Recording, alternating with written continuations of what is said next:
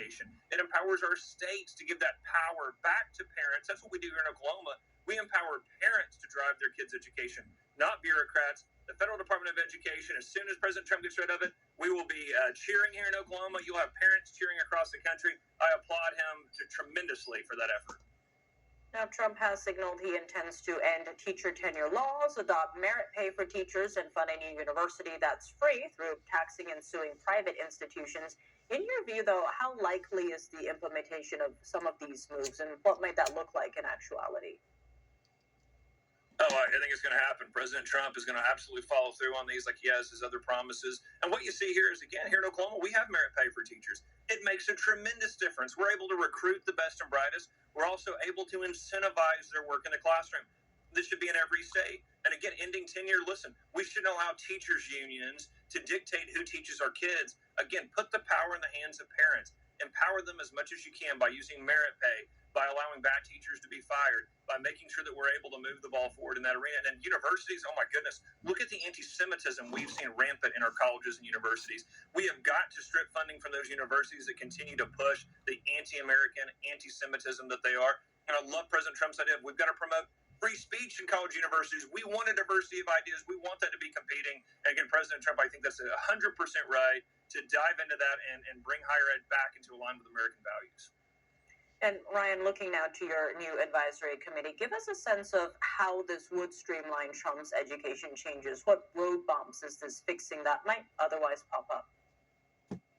Yeah, let me just give you one example. So President Trump, when he does away with the Federal Department of Education, there's several things they could do with education funding. One of them that his team has discussed is, potentially could they use block grants where they allow us some flexibility with those funds to meet the needs of individuals. So we're already working together to go, okay, how do we put that power back in the hands of parents? Could we use an ESA, like a voucher where parents could choose tutoring services or, a book or certain texts to help their children with whatever their learning issues are in their school? Again, we want to already start the conversation of how do we step in and make sure that we're able to empower parents through President Trump's vision. Every county here in Oklahoma voted for President Trump. Our parents are excited. So we are very excited to bring it to them of, hey, here's the vision President Trump has brought. We are going to be prepared from day one to make sure that you have access to all of these unbelievable changes that he's going to bring. It is the most comprehensive reform agenda in the nation's history. And speaking of that, one area outlined in your memo is reviewing federal programs from the state level. What federal programs are currently operating at the state level? What would removing them look like? Yeah, let me give you one example. So special ed funding is one of the biggest ones. And so you have children with disabilities. And I want to show you how frustrating this is right now. The Federal Department of Education dictates from Washington, D.C., how you spend your money to assist children with disability. Well, as we all know, every child's unique. God created them all that way. Well, their needs are very, very different as well. That funding should be going directly to parents. That's one of the things that we want to be able to do. So President Trump is able to eliminate the bureaucracy, which means less money gets hung up in government, number one. Number two, end that regulation and all the rules that they're placing around it that limits its impact. And again, giving that over to parents to say, listen, it's your child. You know best what your child needs. Let's give you the ability to choose. Let's give you the options. This is what education freedom, school choice can look like. And with President Trump able to unpack those federal programs, do away with that Department of Education, I mean, it's really, the possibilities are endless. I mean, it's just so exciting to see what that power shift from teachers' unions and federal bureaucrats to parents means for our kids. And digging a little bit into that, you're very much in tune with the concerns of parents in your state and the needs of the students. What is the sentiment from parents towards Trump's proposed educational reforms? Our parents are so excited. I mean, our parents have listened to the president. And by the way, look, the president, so obviously he dominated the election, but he even dominated in particular on the issue of education. I want to remind all your viewers, go back to all the debates. Isn't it amazing that the left-wing moderators decided not to ask about education? They used to be one of the less favorite topics, is just, go out there and push teachers' union talking points. Well, why didn't the left-wing moderators want to ask the candidates about it? Because President Trump's vision for education has clearly won. For the first time in American history, Republicans poll better on education than Democrats. That's because of President Trump. He has landed that vision. Parents believe in it. Americans want that for their kids. We want it for the next generation. And frankly, as President Trump stated so well, that means a stronger America. How do you put America first? You bring back a patriotic education for our young people where they understand American exceptionalism. They understand American greatness. That's how you move this country forward. And again, it's a vision where so many Americans that resonated with them, and the president has sold that vision, and that's what our parents want for their kids. Brian Walters, thank you so much for joining us. Thank you for having me. Coming up, President Biden hosts the Israeli president at the White House, a sign of strong relations and gratitude for American support during increased tensions in the Middle East. Jack Bradley reports. And the State Department now officially announcing that Israel is not preventing U.S. aid from reaching Gaza, how withholding aid could have significantly affected all conflicts in the Middle East. Stay tuned for that and more after the break. Stay tuned to get 2 rolls of alien tape free. You wouldn't stick your mother-in-law on the wall, but you could with alien tape. It just... The helm, President Biden meets the president of Israel. The discussion recommits the friendship and goals for America's closest ally in the Middle East. NTD's Washington correspondent Jack Bradley has more from the White House. The meeting between President Joe Biden and Israeli President Isaac Herzog was marked both by strong relations and immediate action. Herzog called on Biden on working on standing up to the Iranian regime, as well as getting more than 100 Israeli hostages still currently held by Hamas terrorists back home. But first and foremost, we have to get the hostages back home. And it all starts in Tehran.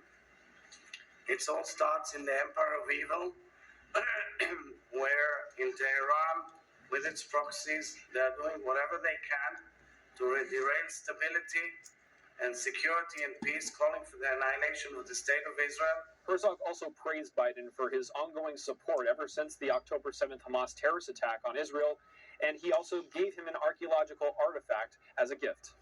And we will never forget, ever in history, how you stood up with us in our darkest hour, which became our finest hour. So I brought you a little gift, which is an archaeological artifact from the foot of the Temple Mount in Jerusalem, which has the word Joseph, Yosef. And as you know in the Bible, it is said that Joseph will strengthen Israel. And clearly, Mr. President, you've done it. Thank you. The U.S. has a 30-day deadline that ends Tuesday for Israel to increase the amount of humanitarian aid flowing into Gaza. An Israeli spokesman said that the country is working to get as much aid as possible into Gaza. This comes after the recent anti-Semitic attacks last week in Amsterdam. 5 people were hospitalized and over 60 were arrested after Israeli soccer fans were violently attacked. Meanwhile, the Biden administration has less than 70 days before transitioning to President-elect Donald Trump's administration in January. At a recent gathering of the Jewish Federations of North America, President Herzog congratulated Trump on winning the election. I congratulate President-elect Donald Trump, a champion of peace and cooperation and a great friend of Israel. In our conversation just a few days ago, following his election, we spoke of the urgent need to bring our hostages back home. President Biden and Trump are expected to meet here in the Oval Office at 11 a.m. on Wednesday. It's a customary tradition for the outgoing president to host the incoming president at the White House. Reporting from the White House, Jack Bradley, NTD News.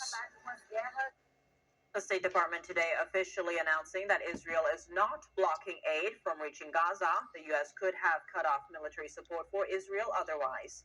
NTD's international correspondent Arian Pasdar has the Israel update, starting with a deadly attack by Hezbollah terrorists. People are being heard shouting and crying on Tuesday after a rocket attack killed 2 people. That's according to Israeli medical services, which say the rocket hit a storage facility in the north of the country. Israel's army says a barrage of 10 rockets was fired from Lebanon. Sirens also sounded in central Israel and in Tel Aviv as the military intercepted the rockets. This comes as Israel says it delivered hundreds of food packets to northern Gaza. Israel is increasing the volume and the routes of aid into Gaza. Israel also announced the opening of a 5th crossing for humanitarian aid into Gaza. The steps come after the State Department sent a letter to Israel about a month ago. U.S. officials urged Israel to make sure aid reaches Gaza. The letter set a deadline, which came on Tuesday. We at this time have not made an assessment that that the Israelis are in violation of U.S. law. Federal law doesn't allow the US to send military support to countries which are withholding US aid from civilians. It was thus widely believed that the US was considering cutting off support to Israel. That's if a violation of US law would have been found. We have seen the reopening of the Erez crossing. We have seen a new crossing at Kisufim open. We've also seen some additional delivery routes open within Gaza, including Bani Suhelia Road, expanding the use of the Israeli fence road, as well as repairing the coastal road. Also on Tuesday, Israeli Prime Minister Benjamin Netanyahu sending a message to the people of Iran, saying there is one thing the Iranian regime fears more than Israel. It's you, the people of Iran. That's why they spend so much time and money trying to crush your hopes and curb your dreams. Netanyahu also appealed to Iranians to keep resisting the regime. He used the slogan, "Women, Life, Freedom," which is often used by female demonstrators in Iran. And in Amsterdam, meanwhile, riot police arrested several people after the latest eruption of violence. Police say a cable car caught fire, likely caused by fireworks thrown at it. The windows of the car have been shattered. Monday's violence comes after a clash at a soccer game last week. Half a dozen people were hospitalized and over 60 arrested after demonstrators attacked Israeli soccer fans. Ariane Pastar, NTD News. Secretary of State Antony Blinken is traveling to Europe. It's his first overseas trip since former President Trump won the election. Blinken is in Brussels today before traveling to South America along with President Biden. Blinken is set to meet with NATO and European Union officials while in Belgium. That's to discuss support for Ukraine and its defense against Russia's aggression. The State Department didn't elaborate on what message Blinken will deliver. Trump previously said he wants to stop the fighting in Ukraine.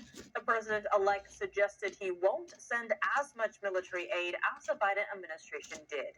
The outgoing administration is now working on sending all the aid allocated by Congress before January 20th. After Europe, Blinken is scheduled to travel to Peru and Brazil. He'll join President Biden for the APEC summit and later the G20 in Rio de Janeiro. NTD will be on the ground at the G20, bringing you the most important developments. President Biden met today with Indonesia's new president, Prabowo Subianto, in the Oval Office. According to Biden, they discussed topics including the supply chain and the South China Sea. NTD correspondent Jason Blair brings us the story. At the White House, President Biden and Indonesian President Prabowo met in person for the first time since Prabowo's October inauguration. United States for us is a very great friend. United States supported us in our struggle for independence. Before the gathering, the White House said part of the meeting was to celebrate the 75th anniversary of U.S.-Indonesian relations and pay tribute to those affected by the 2004 Boxing Day tsunami, as well as explore ways to strengthen U.S.-Indonesian cooperation. Before coming to Washington, D.C., President Prabowo was in Beijing meeting with the leader of the PRC. White House Press Secretary Karine Jean-Pierre was asked if the Biden administration was concerned with the deal Indonesia and the Chinese Communist Party made a couple of days ago in regards to the South China Sea. So we continue to encourage Indonesia to work with their legal experts to make sure any agreement they make with the PRC is in according with international law, especially the UN Convention on the Law of the Sea. Then on Monday, President Prabowo also called President-elect Donald Trump to congratulate him on his White House victory. I would like to congratulate you on your election as President of the United States of America. I would like, if possible, I would like to call personally on you. Wherever you are, I'm willing to fly to congratulate you personally, sir. President Prabowo's next destinations are the Asia-Pacific Economic Cooperation, or APEC, summit in Lima, Peru, followed by the G20 summit in Rio de Janeiro, Brazil. President Biden is also scheduled to attend the APEC summit in Peru. Reporting in Washington, D.C., Jason Blair, NTD News. A hit-and-run attack killing 35 and injuring more than 40 people in China yesterday. Local police said the incident was caused by a man who drove into a crowd outside a sports center, and a warning: the footage you're about to see is graphic in nature. The video shows chaos at the scene with people gathered around the wounded lying on the road.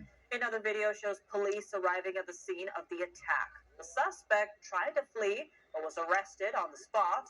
Local police said he used a knife to hurt his neck and was sent to a hospital for treatment. Authorities said an investigation suggested the suspect drove into the crowd to vent discontent after a divorce. This follows a series of stabbings in China recently. A Japanese schoolboy was stabbed on his way to school in September and died the next morning. And 4 American college instructors were stabbed in a public park in China last month. Coming up, firefighters are battling hazardous conditions as wildfires continue to rage on both U.S. coasts. In New York and New Jersey, crews are working to control a deadly fire that ignited over the weekend. While in California, firefighters are making progress in containing another fierce blaze. Christina Corona brings us an update. And California's governor has been busy since learning the election results. Gavin Newsom's office says he plans to protect California's policies through the new Trump administration. David Lamb reports from the Bay Area after the break.